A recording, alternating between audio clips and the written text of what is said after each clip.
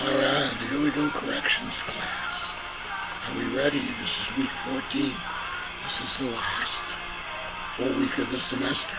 Now, because of the way it all shook down, we end up having one extra day. Just to give you a heads up, you have a discussion post and a assignment, both due for week 14. They are still due on Sunday, okay, at 11:30 at night. We do have one extra day, so we have Monday, May 11th. That'll be the day that your exam number 3 and your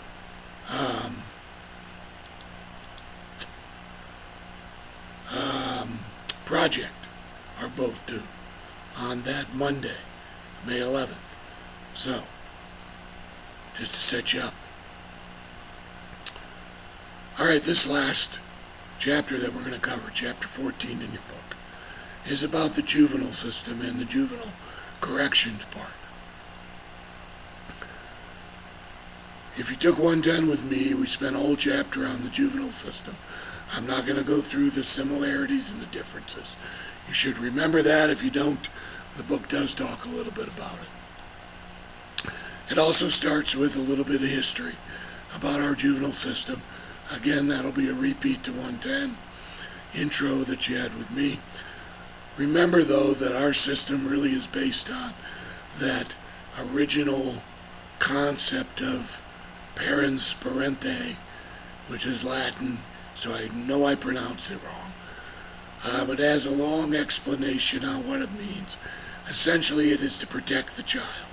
That we are looking first in our juvenile system to watch over the juvenile offender more than we do the actual victims or society or anything else. We want to make sure that the juvenile themselves, the juvenile offender, is looked at and protected. Okay? That's what we're doing the system mainly for. Hey, I'm Andy, and I started Harry's. I don't know why this keeps coming on. I keep turning it off. The blades are about $2 each. There we go. Now it's off for good. The parts that we're going to talk about today is mainly the corrections part of the juveniles. Knowing that we're trying to protect the juvenile, know that all along the sentencing corrections part of juveniles, we are doing things to protect the juveniles from being incarcerated. Lots of juveniles get diversion before they ever go to jail. Lots of them get probation so that they don't go to jail. We're always trying to find ways to divert the juvenile from going into some sort of a residential facility.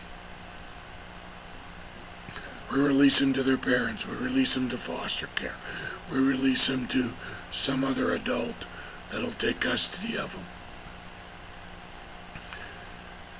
Always looking again to try to get them out of the system.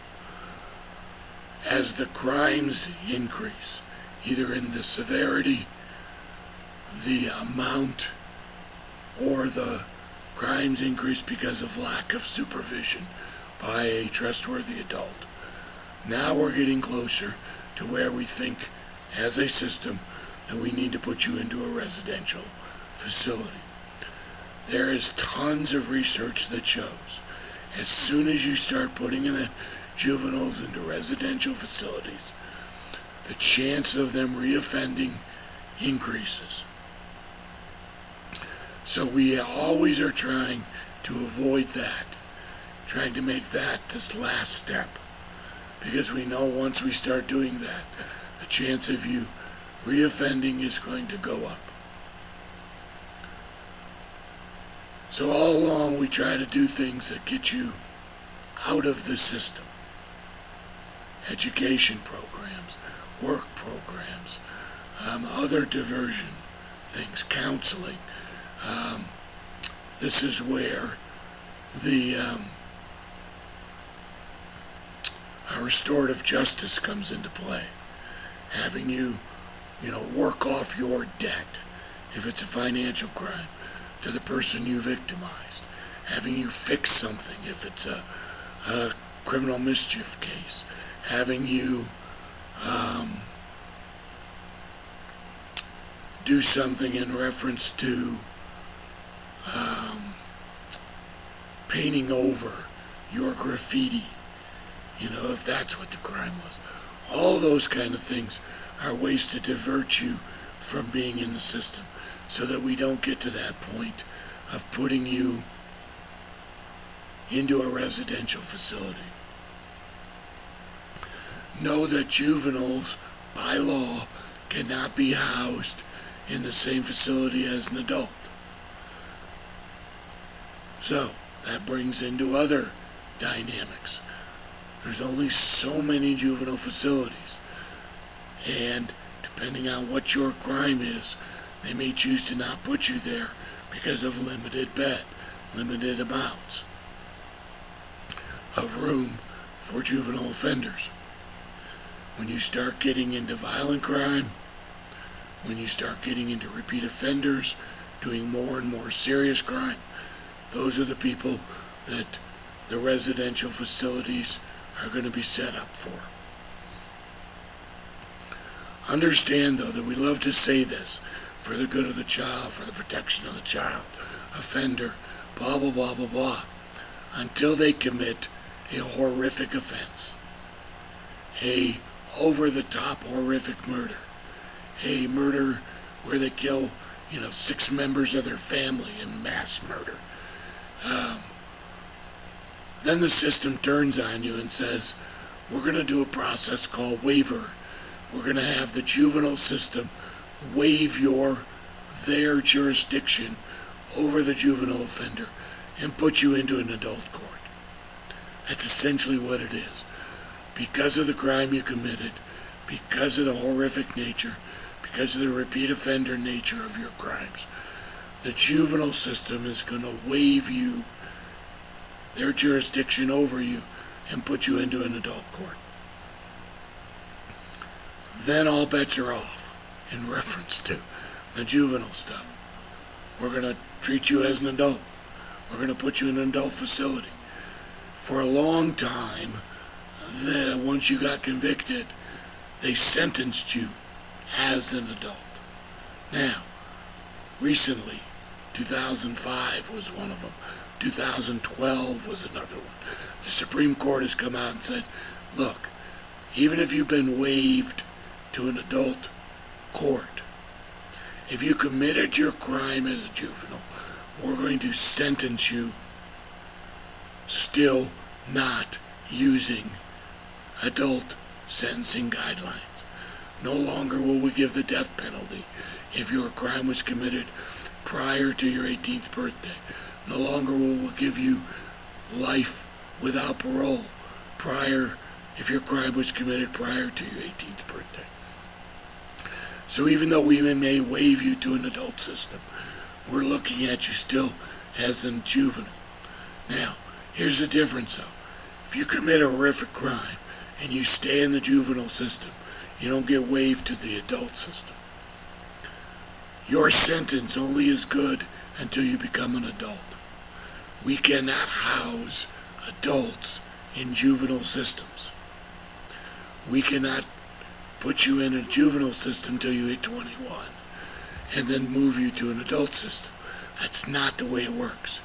If you get tried, convicted, sentenced as a juvenile, their jurisdiction runs out at 21, which means you're out at 21. That's one of the flaws in the system.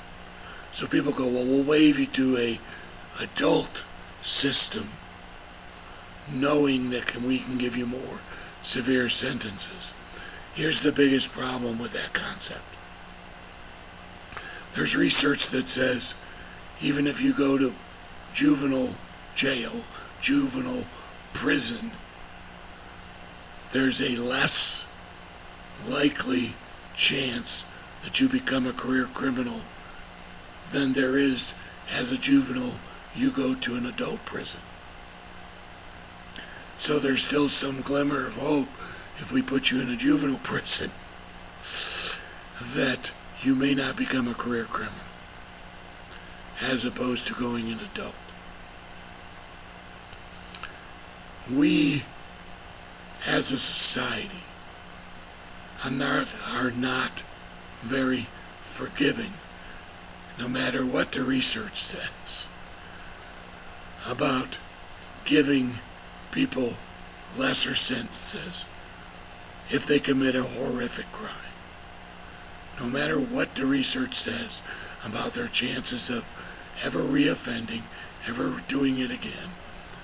Look up some of the statistics on reoffending as a sex offense.